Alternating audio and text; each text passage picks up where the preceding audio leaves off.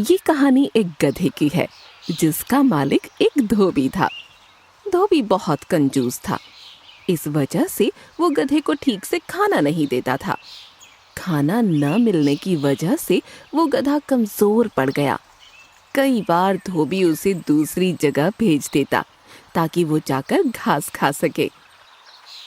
एक दिन गधा खाने की तलाश में अपने घर से दूर जंगल की ओर चला गया। जंगल में चलते चलते उसके पास एक गीदड़ आया और उससे बोला, क्या बात है मेरे दोस्त, तुम इतने कमजोर क्यों लग रहे हो? क्या तुम्हें खाना नहीं मिलता? ये सुनकर गधा उदास हो गया और गीदड़ से बोला, मेरा जीवन बहुत दुखद है मेरे दोस्त। मेरा मालिक मुझे ठीक से खाना नहीं देता और इसी वजह से मैं कमजोर हो चुका हूँ। वो मुझे यूं ही छोड़ देता है और देखो, आज भी उसने मुझे घास चरने के लिए छोड़ दिया। मैं चलते चलते यहाँ आ गया। ये सुनकर गीदड़ को भी उस गधे पर दया आ गई। तब उसने गधे से कहा, तुम चिंता मत करो, मेरे पास पेट भरने का बहुत ही अच्छा इंतजाम है। यहाँ से कुछ ही दूर पर एक बाग है। उस बाग में स्वादिष्ट सब्जियां और फल हैं। वो सब्जी और फल खाकर हम वापस से तंदुरुस्त हो सकते हैं। मैं तो वहीं जाकर अपना पेट भरता हूँ। उस बाग में जाने का एक छोटा सा रास्ता है। चलो आओ, मैं तुम्हें वहां लेकर चलता हूँ। गधे को गीदड़ की बात अच्छी लगी और उसे भूख लगी थी। इस वजह से वो गीदड़ के साथ बाग की तरफ चल पड़ा।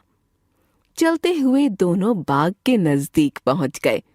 फिर गीदड़ ने उससे कहा, अब इंतजार की घड़ी खत्म हो चुकी है मेरे दोस्त। आज तुम ऐसे स्वादिष्ट और लजीज फल सब्जियां खाओगे जिसे तुमने कभी नहीं खाया होगा। चलो आओ, मेरे पीछे चलो, मैं तुम्हें अंदर लेकर चलता हूँ। ये कहकर वो गीदड़ अंदर चला गया और उसके पीछे पीछे वो गधा भी अंदर आ गया। बाग के अंदर आते ही गधे ने देखा कि वहां ढेर सारी सब्जियां और फल हैं। दोनों ने मिलकर पेट भर कर खाना खाया। फिर उसके बाद वहां से चले गए। अब वो गधा खुश था, इसलिए गधे ने निर्णय किया कि वो वापस घर नहीं जाएगा और अपने दोस्त के साथ यहीं रहेगा। वो दोनों रोज उस बाग में जाकर अपना पेट भरते थे। दोनों का जीवन अच्छा चल रहा था और गधा तंदुरुस्त हो चुका था। एक दिन दोनों बाग में गए। वहां गधे ने जमकर फल और सब्जियां खाईं। उसका पेट इतना भर गया था कि वो अपना होश खो बैठा। तभी उसने अपने दोस्त गीदड़ से कहा, दोस्त, क्या तुम जानते हो मैं बहुत अच्छा गाना गाता हूँ और मैं तुम्हें अभी गाना गाकर सुनाऊंगा। ये सुनते ही गीदड़ घबरा गया, क्योंकि गधे के गाना गाने से उसकी आवाज बाग के मालिक तक पहुंच जाती। ऐसे में बाग का मालिक दोनों को पकड़ने वहां आ जाता। इसी वजह से गीदड़ ने गधे को शांत कराने की कोशिश की और उससे कहा, अरे दोस्त, गधे थोड़ी ना अच्छा गाना गाते हैं। ये सुनकर गधे ने कहा, गधे बहुत अच्छे गायक होते हैं। वे मधुर स्वर में ढेंचू ढेंचू करके गाना गाते हैं। गीदड़ समझ चुका था कि गधे को चुप नहीं किया जा सकता। इस वजह से उसने वहां से निकलने के बारे में सोचा। गीदड़ बोला, अब ऐसी बात है तो फिर मैं तुम्हारी बात पर विश्वास कर लेता हूँ। मुझे तो लगता है कि तुम बहुत अच्छे गायक हो और तुम्हारा गाना सुनकर इस बाग का मालिक तुम्हें फूलों की माला पहना देगा। लेकिन मैं भी तुम्हें फूलों की माला पहनाना चाहता हूँ। तुम एक काम करो, मेरे जाने के बाद तुम अपना गाना शुरू करना, तब तक मैं फूलों की माला लेकर आता हूँ। ये कहकर वो गीदड़ वहां से चला गया और फिर गधे ने अपना गाना गाना चालू किया। उसकी आवाज सुनकर बाग का मालिक दौड़ते दौड़ते उसके पास आया। जैसे ही उसने गधे को देखा तो वो समझ चुका था कि उसके बाग का खाना वो गधा चुराकर खाया करता था।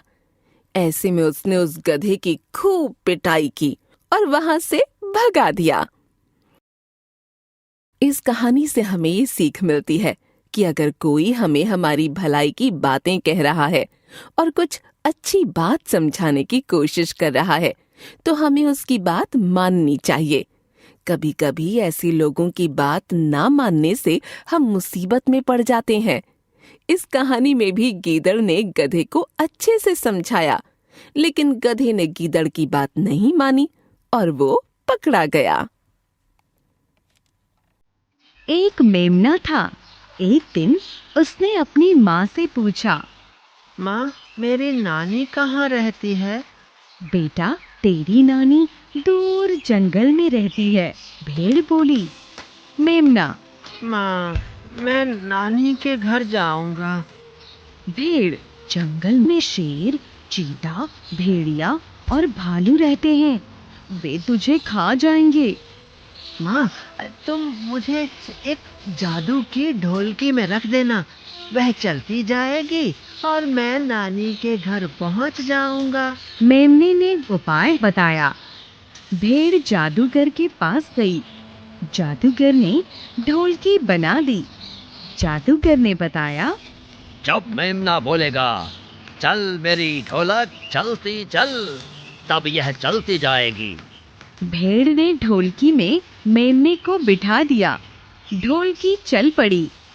जंगल में उसे एक सियार मिला। उसने पूछा, अरे ढोलकी वाले, तू कौन है? मेमना बोला। मैं मेमना हूँ। सियार बोला, मुझे भूख लगी है, मैं तुझे खाऊंगा। मेमना बोला, अभी मैं छोटा हूँ, नानी के घर जाता हूँ, मोटा होकर आता हूँ, तब तुम मुझे खाना। सियार बोला, तू मोटा होकर जल्दी आना, मैं तभी तुझे खाऊंगा। मेमने ने ढोलकी से कहा। चल मेरी ढोलक चलती चल। ढोलकी फिर चल पड़ी। रास्ते में मेमने को भेड़िया, भालू, चीता, बाघ और शेर मिले। सभी उसे खाना चाहते थे। मेमने ने सभी से यही कहा, नानी के घर जाता हूँ, मोटा होकर आता हूँ, फिर तुम मुझे खाना। ढोलकी में लुढ़कता हुआ मेमना अंत में नानी के पास जा पहुंचा। नानी उसे देखकर बहुत प्रसन्न हुई। नानी ने उसे बढ़िया बढ़िया भोजन खिलाए और बहुत प्यार किया। मेमना 1 महीने तक नानी के पास रहा। वह खूब खा पीकर मोटा हो गया था। मेमने ने नानी से कहा, नानी जी, अब मुझे माँ के पास भेज दो।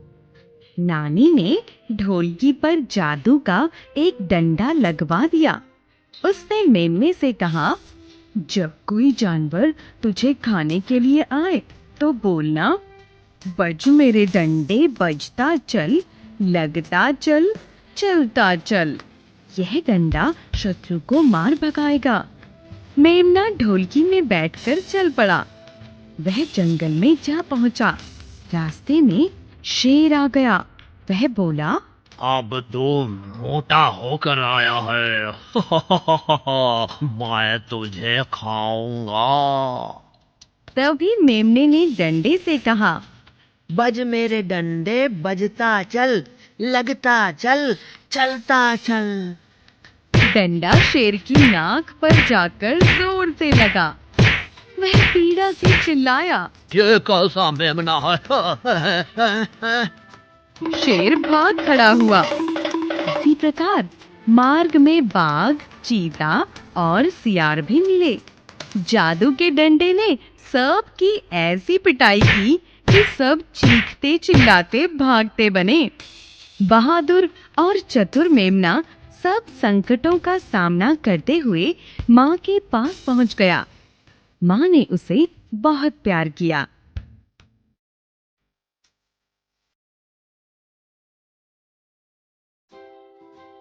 ये कहानी एक ब्राह्मण की है जिसका नाम रामदयाल था। वो विदर्भ नाम के एक गांव में रहता था। उसका व्यवहार अच्छा होने की वजह से लोग उसे अपने घर में बुलाते और दान दिया करते थे। एक दिन उन्हें एक सेठ जी का निमंत्रण मिला। रामदयाल सेठ जी के निमंत्रण में गए और जब वो वापस लौट रहे थे तब सेठ जी ने उसे दान में एक बकरी दी। इसके बाद वो बकरी को अपने कंधे पर लटकाकर वहां से चल पड़े। जब वो ब्राह्मण बकरी को अपने कंधे पर रखकर लौट रहा था तब 3 ठग लोगों की नजर उन पर पड़ी। उन्होंने एक षड्यंत्र बनाया जिससे कि वो उस ब्राह्मण से बकरी ले सकें। वो तीनों ठग दूर दूर जाकर खड़े हो गए। रामदयाल अपने कंधे पर बकरी को रखकर आगे बढ़ रहा था कि तभी पहला ठग उसे देखकर जोर जोर से हंसने लगा।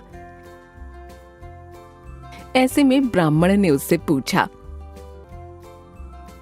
क्या बात है, तुम मुझे देखकर क्यों हंस रहे हो? ब्राह्मण के सवाल पर उस ठग ने जवाब दिया, महाराज, मुझे माफ करना, लेकिन मैंने पहली बार ऐसा देखा है कि कोई ब्राह्मण एक गधे को अपने कंधे पर उठाकर ले जा रहा है। ये कहकर वो ठग फिर से हंसने लगा। रामदयाल ने उसकी बात पर ध्यान नहीं दिया और वो वहां से चला गया। चलते चलते रास्ते में दूसरा ठग आया। दूसरे ठग ने ब्राह्मण से कहा, क्या बात है महाराज, इस गधे को चोट लगी है क्या, जो आप इसे अपने कंधे पर ले जा रहे हैं? ये सुनकर रामदयाल गुस्सा हो गया और उससे बोला, तुम्हें दिखाई नहीं देता क्या, यह कोई गधा नहीं है, यह एक बकरी है और मुझे यह दान में मिली है, इसीलिए मैं इसे अपने कंधे पर रख कर ले जा रहा हूँ। ये सुनकर ठग ने कहा, मुझे माफ करना, लेकिन शायद आपको किसी ने ठग लिया है, यह बकरी नहीं गधा है।